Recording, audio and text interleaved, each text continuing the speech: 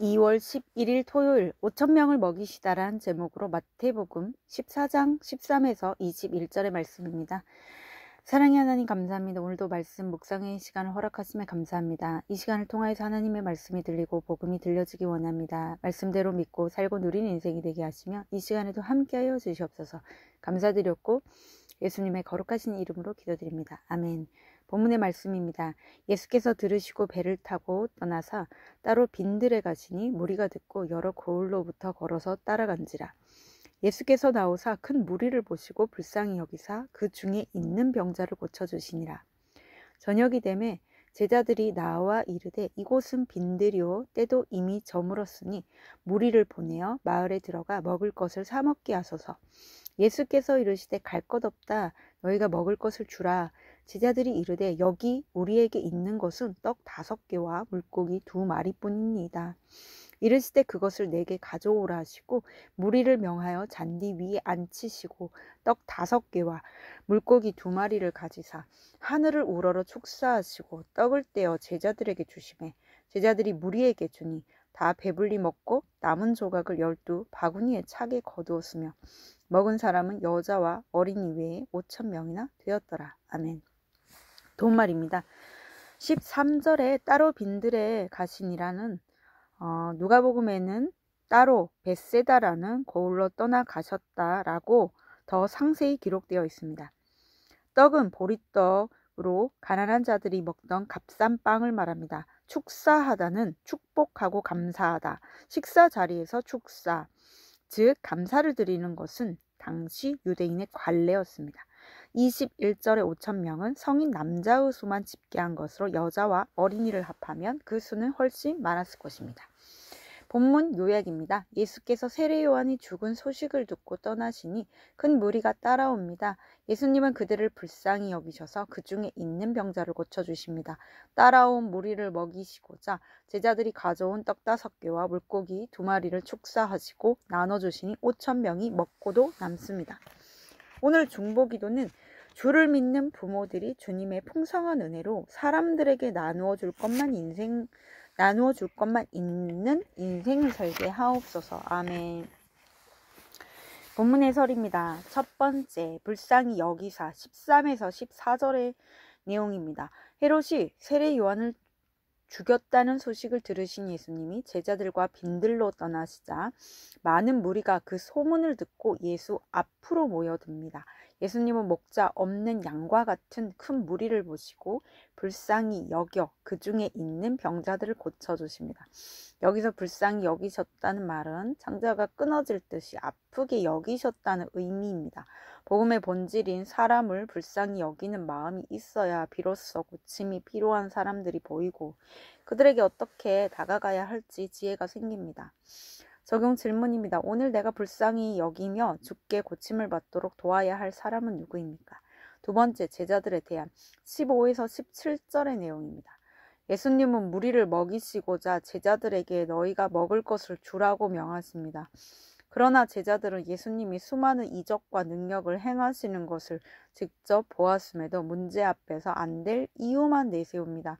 이처럼 내가 아무리 큐티하고 기도하고 예배를 잘 드려도 능력의 예수님이 나와 동행하심을 믿지 않으면 문제가 해결되지 않습니다. 제자들이 내놓은 대안은 타당하고 합리적으로 보이지만 실상은 주님의 능력을 불신한 것입니다.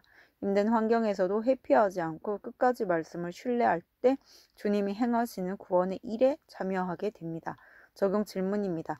예수님이 내 앞에 계심에도 안 된다고 하는 것은 무엇입니까? 세 번째, 예수님에 대한 18에서 21절의 내용입니다. 예수님은 한 아이가 내어놓은 오병이어를 가져오라고 하시고 작은 것으로 일하실 하나님을 신뢰하며 미리 감사 기도를 하십니다.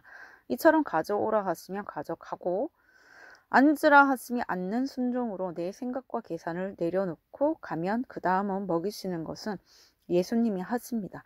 예수님이 내어놓으신 대안의 결과는 풍성함입니다.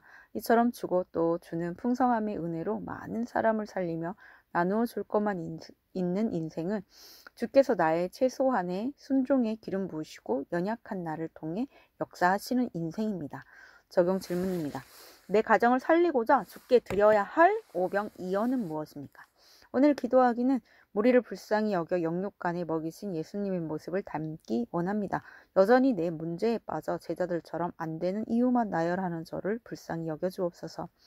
오병이어 같이 부족해도 주님 앞에 가지고 나아가며 당장 해야 할 일에 최소한의 순종을 함으로 나누어 줄 것만 있는 인생을 살게 하옵소서. 아멘. 묵상 간증입니다. 나의 오병이어란 제목으로 하금단님의 말씀 적용글입니다. 저는 빈들에서 저녁이 되자 걱정만 하는 제자들처럼 열심히 살아야 한다는 강박으로 제 곁에 계신 예수님을 보지 못하고 이혼으로 세월을 낭비한 죄인입니다. 혈기와 비판이 많은 저는 남편의 음란을 핑계대며 이혼하고 이후 불안한 마음으로 살 수 있을 줄 알았습니다. 그러나 현실은 미래에 대한 염려와 불안과 강박, 피해 의식에 시달리다 값삼생 헌증증을 앓게 되었습니다. 또 감정 조절이 안 되어 힘없는 어린 자녀들에게 작은 일에도 화를 내었습니다. 그 무렵 저는 믿음의 공동체에 속해 구속사의 말씀을 듣고 하나님이 허락하신 가정을 내 마음대로 깨뜨린 저의 죄를 깨닫고 회개했습니다. 그리고 이혼한 지 3년 만에 남편과 재결합했습니다. 그렇게 가정을 합쳤어도 여전히 남편의 죄만 묵상하고 있는 저의 거룩을 위해 자녀의 질병 고난이 찾아왔습니다. 아들은 대학을 진학할 시기에 이유 없는 가려움증으로 피투성이가 될 때까지 몸을 긁었고 그로 인한 통증으로 잠을 자지 못했습니다. 저는 그런 아들을 여러 병원에 데리고 다니며 고쳐보려 애썼지만 아무 소용이 없었습니다. 그 후 재수하는 아이와 함께 수요 예배를 다니며 오고 가는 차 안에서 많은 대화를 나누었습니다.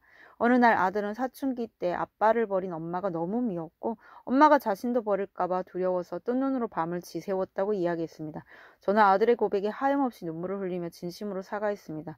그리고 수요 예배를 드리고 온 밤에는 깊이 잠드는 아들을 보면서 모든 문제를 주께로 가져가야겠다고 다짐했습니다. 작년에 저는 34년 동안 몸담아온 직장에서 퇴직했습니다. 이후 주님은 자녀들과 대화로 소통할 시간을 주시고 예배와 기도로 가족 구원의 소망을 품게 하셨습니다.